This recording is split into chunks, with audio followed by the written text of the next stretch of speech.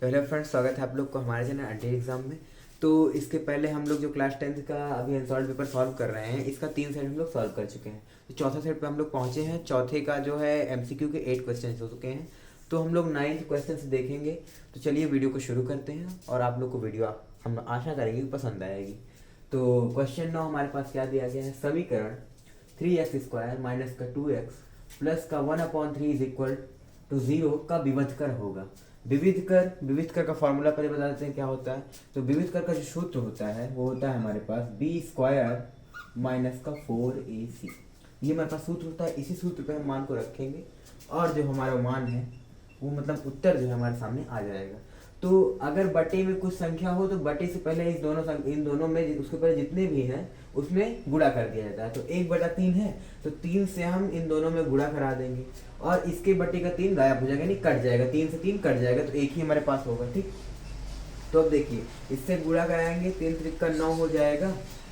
9x² minus का 3 दूना 6x plus का 1 बराबर 0। अभी जो हमारे पास नया समीकरण आया है इसकी हम तुलना कराएंगे। किससे कराएंगे? ax² प्लस का bx प्लस का c बराबर 0 से। ठीक, इससे जब हम तुलना कराएंगे तो अब देखिए ax² से x² कट जाएगा तो a का मान जो हमारा आएगा 9 आ जाएगा। अब देखिए यहाँ पर भी x है, यहाँ पर भी x है तो कट जाएगा। तो यहाँ पर हमारा जो b का मान आएगा वो माइनस का 6 आएगा। अब c में देखिए c का मान 1 आ जाएगा हमारा जो अचर पद है। अब देखिए अब इसी वैल्यू को हम समीकरण में रखेंगे और हमारा उत्तर आ जाएगा। समीकरण से क्या कह रहा है? b² minus 4ac। तो b की हमारे पास वैल्यू कितनी है? माइनस का 6 है। तो यहाँ पर -6 का होल स्क्वायर और माइनस 4a तो हमारे पास सूत्र में ही दिया गया है। ठीक, और a की वैल्यू हमारे पास कितनी है? 9 है, इंटू 9 और c की वैल्यू 1 बराबर 0। अब देखिए यहाँ पर 6 का अगर वर्ग, तो देखिए अब 6 का वर्गमूल करेंगे जब हम तो 6 36 हो जाएगा। और 6 का जब वर्गमूल करेंगे तो हम ऐसे लिख सकते हैं ना, 6 गुणे 6, इसको ऐसे लिख सकते हैं। तो देखिए माइनस और माइनस प्लस हो जाएगा तो इसका जब वर्गमूल करेंगे हम तो ये प्लस का 36 आएगा। 36 माइनस 4 और 4 9 या 36 और 36 में एक से गुणा करेंगे 36 ही आएगा। 36। अब यहाँ पर देखिए 36 में 36 गया 0। तो हमारा जो मान आया है विविध कर जो आया है b² माइनस 4ac की जो वैल्यू आई है वो 0 आई है। हम देखते हैं हमारे पास 0 विकल्प में दिया गया है, डी में दिया गया है। तो यही हमारा सही आंसर हो जाएगा 0, कि इसका विविध कर जो होगा वो 0 होगा। तो हेलो फ्रेंड्स, क्वेश्चन नंबर हमारे पास 10 दिया गया है। ये एक त्रिभुज का है। तो त्रिभुज आसान होता है, बस आपको प्रमेय आनी चाहिए त्रिभुज की। तो एक बार आप प्रमेय जरूर पढ़ लिया करिए। त्रिभुज कोई भी सवाल लगाने से पहले त्रिभुज का प्रमेय उसको देख लिया करिए। तो हमारे पास क्वेश्चन नंबर 10 दिया गया है। ठीक, दिए गए चित्र में त्रिभुज ABC के आधार BC, ठीक, समानांतर एक रेखाखंड DE खींची जाती है। यदि DB बराबर 7.2 सेमी, AE बराबर 1.8 सेमी और EC बराबर 5.4 सेमी, तो AD का मान होगा। तो AD का मान निकालने के लिए हमारे पास एक प्रमेय होती है, थेल्स प्रमेय। थेल्स प्रमेय हमसे क्या कहता है? यदि किसी त्रिभुज की, ठीक, एक भुजा के समानांतर कोई रेखाखंड खींची जाती है तो वह उसकी शेष दोनों भुजाओं को समान अनुपात में विभक्त करती है। इसको हम ऐसे समझ सकते हैं जैसे BC एक भुजा है त्रिभुज की, ठीक, उसके समानांतर DE एक रेखा खींची गई है। तो ये जो DE रेखा होगी ये शेष दो भुजाएं जो है AB और AC को समान अनुपात में विभक्त करेगी। जब इसको समान अनुपात में विभक्त करेगी तो हम ये लिख सकते हैं ना, AD बटे का DB और इधर AE बटेगा EC। ठीक, तो अब इसी पे हम करेंगे सवाल। तो देखिए यहां पर हम लिख सकते हैं थेल्स प्रमेय से AD बटे का DB, क्योंकि समान अनुपात में विभक्त कर रही है तो बराबर होगा DB बराबर AE बटे का EC।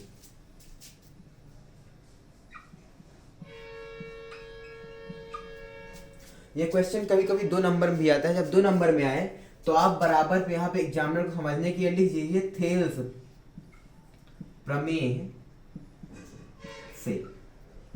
इससे एग्जामिनर समझ जाएगा कि आप किए क्या हैं। अगर 2 नंबर में आए तो एमसीक्यू में आए तो आप ऐसे ही सॉल्व कीजिए, कोई दिक्कत नहीं है। ठीक, तो अब यहाँ पर हम मान रखेंगे, हमें एडी का मान पता नहीं है तो एडी हमें निकालना है, तो एडी एडी ही रहेगा। यहाँ पर देखिए डीबी, डीबी हमारे पास कितना दिया गया है 7.2 बराबर का। अब ये देखिए एई, ठीक, एई हमारे पास कितना दिया गया 1.8,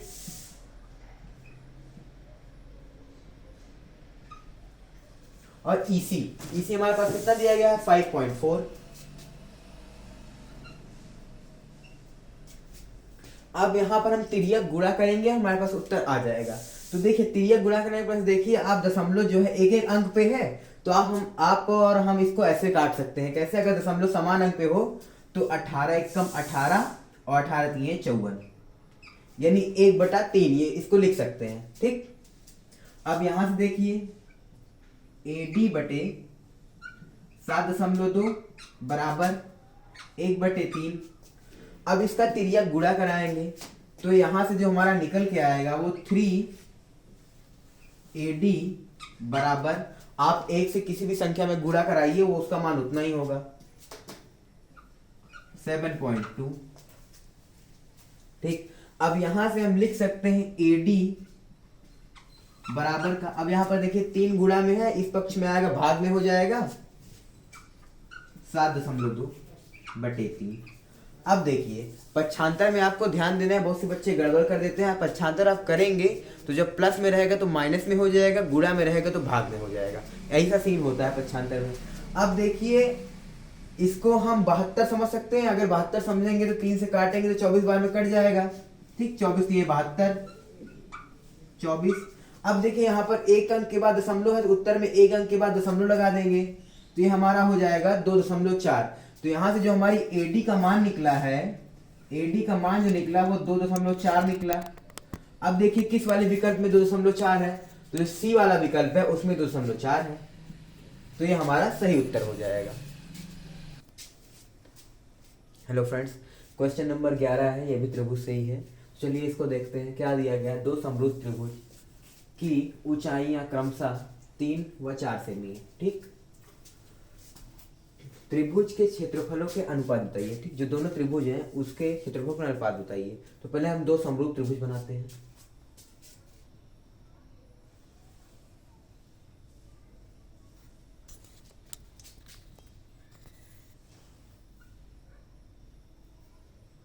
ये हमारे पास 2 समरूप त्रिभुज हैं, इसका नामकरण करते हैं। मानिए ABCD, या हमारे PQR, और इसको हम M मानते हैं। ठीक, ये हमारे पास 2 समरूप त्रिभुज है। ठीक, इसकी ऊंचाई हमें दी गई है, क्या दी गई है कि जो AD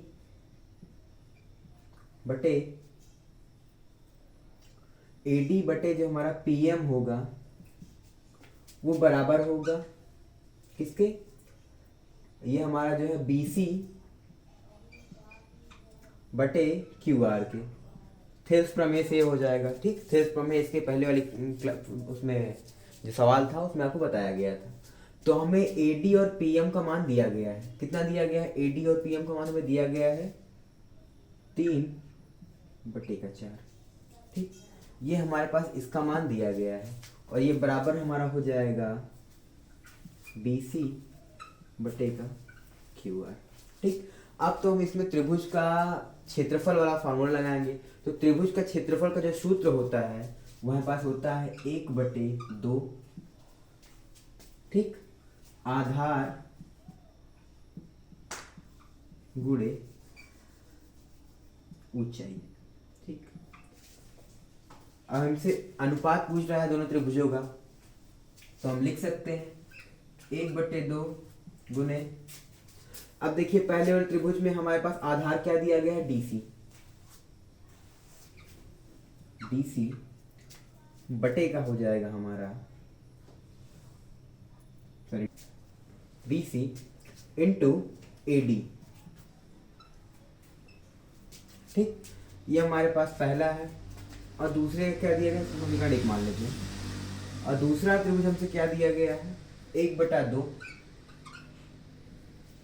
ठीक, अब इसमें देखिए आधार क्या दिया गया, QR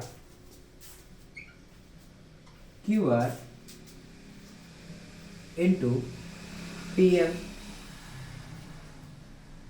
इसको हम समीकरण 2 मान लेते हैं। अब समीकरण 1 और 2 अनुपात पूछ रहा है तो भाग देना पड़ेगा। तो अब देखिए यहाँ से 1/2 से 1/2 कैंसिल हो जाएगा। हमारे पास क्या मिलेगा, BC बटे का, ये देखिए QR। ठीक, BC बटे का QR बराबर AD बटे का PM। ठीक, ये हमारे पास प्राप्त हुआ, ये हमारे पास प्राप्त हो गया। तो देखिए हमारे पास AD बटे PM का मान दिया गया है, तो BC बराबर QR बराबर यहाँ से हमारा हो जाएगा 3/4। तो चलिए देखिए, अब यहाँ से BC बटे QR, यहाँ पर देखिए 3/4 बराबर है BC बटे QR के, तो हम इसको 3/4 लिख सकते हैं, बिल्कुल लिख सकते हैं। 3/4 गुणे AD बटे PM का मान हमें क्वेश्चन में दिया गया है कि जो इसकी ऊंचाई है, ये देखिए ऊंचाई यही तो माने AD, ये भी ऊंचाई है पहले त्रिभुज की, और PM ये दूसरे त्रिभुज की ऊंचाई है। तो हमारे पास क्या दिया गया है, 3 और 4 दिया गया है, तो ये भी हमारे पास 3/4 हो जाएगा। अब गुणा कराइए इसका, 3 त्रिक का 9 और 4 चौको 16, तो ये हमारा 9 और बटे का 16 हो जाएगा। हम इसको ऐसे भी लिख सकते हैं 9/16, क्योंकि बटा में है तो अनुपात में भी लिख सकते हैं। तो हमसे अनुपात पूछ रहा है तो ये हमारे पास हो जाएगा 9/16, ऑप्शन ए।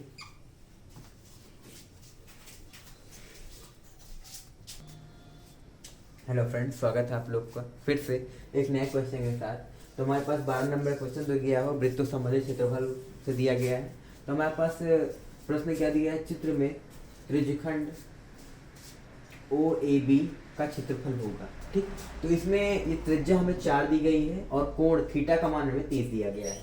तो इसका जो क्षेत्रफल का फॉर्मूला होता है, त्रिज्यखंड का क्षेत्रफल का जो फॉर्मूला होता है वो हमारे पास होता है थीटा बटे 360 पाई r स्क्वायर। ये हमारे पास फॉर्मूला होता है, इसी फॉर्मूले पे हम इसको रखेंगे और हमारा उत्तर आ जाएगा। ठीक, तो देखिए हमारे पास सूत्र क्या होता है, थीटा बटे 360 पाई r स्क्वायर। थीटा का मान में कितना दिया गया है, 30 बटे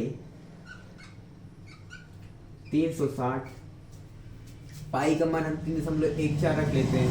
ठीक, इंटू, अब देखिए हमारे पास त्रिज्या कितनी गई है, ये OB जो है हमारे पास त्रिज्या दी गई है 4 सेंटीमीटर गुणे 4।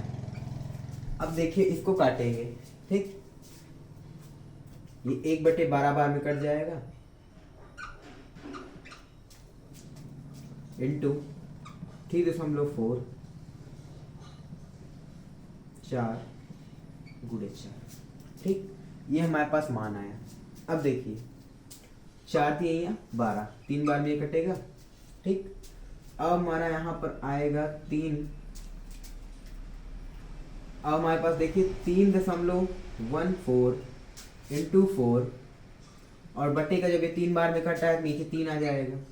अब जब हम इसका गुणा कराएंगे 3.14 गुणे 4, तो हमारे पास आएगा 12.56। ठीक, बटे 3। अब इसको काटते हैं। ठीक, तो अब ये हमारा 3 चौको 12, 4 बार में कटा, दशमलव बढ़ाइए। अब 3 एक अन्नम 3। ठीक, 3 एक अन्नम 3। अब यहाँ पर 2 बचा और ये इधर देखिए, अब देखिए ये हमारा कटेगा 3 एक अन्नम 3। अब यहाँ 2 बचा और यहाँ पर 6 है, 2 और 6 26 हो जाएगा। अब 3 9 27, तो लगभग 9 बार में कटेगा। तो दशमलव के बाद आप लगभग में, यहाँ पर आपको उत्तर सही आना चाहिए, दशमलव के बाद आप लगभग में लिख सकते हैं। तो ये हमारे पास आया लगभग 4.19। अब देखिए किस वाले विकल्प में हमारे पास 4.19 दिया गया है, तो विकल्प नंबर जो C है यही हमारा सही हो जाएगा। तो आई होप वीडियो पसंद आया है। वीडियो पसंद आया तो प्लीज़ वीडियो को लाइक एंड चैनल को सब्सक्राइब करें। धन्यवाद।